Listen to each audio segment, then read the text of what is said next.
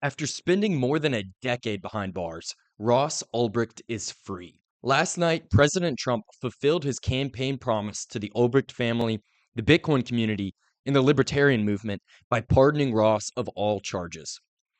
Back in 2013, Ross Ulbricht was arrested for creating and operating an online marketplace known as the Silk Road. In 2015, he was sentenced to a double life sentence with no possibility of parole. All of his charges were nonviolent, but that did not matter to federal prosecutors. The corrupt FBI made an example out of Ross, demonizing him in the process. Thankfully, all of this is now in the past, and Ross is free to begin living his life again and move on from the nightmare of the past 12 years. What does all of this have to do with Bitcoin? Three things. First, the odds of a US Bitcoin strategic reserve have skyrocketed. By pardoning Ross Ulbricht, a figurehead in Bitcoin's history, Trump signals his alignment with the Bitcoin community. Think about it. Trump's base is older conservatives, most of whom likely believe the false narrative that Ross was some kind of drug kingpin.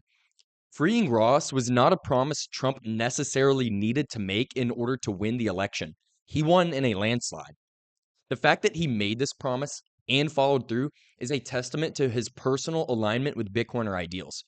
Freeing Ross was the first major ask of the Bitcoin community, and second was the creation of a strategic Bitcoin reserve. Polymarket odds for that have skyrocketed since Ross's freedom.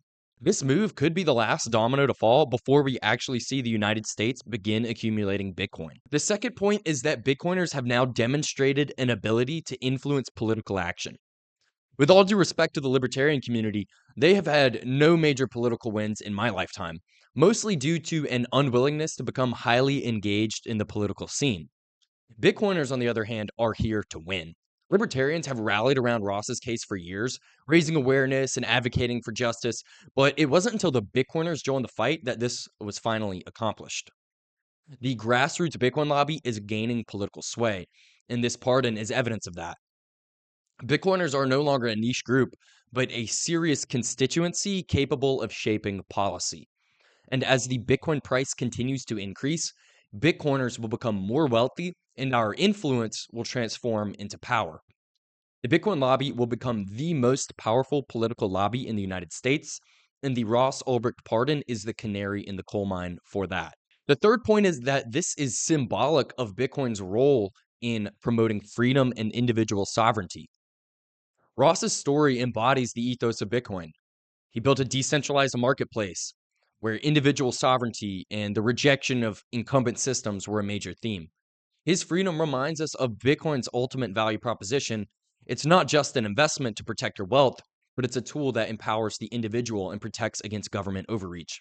Ross's freedom serves as an important rallying point in the Cold War between Bitcoin and the incumbent financial system.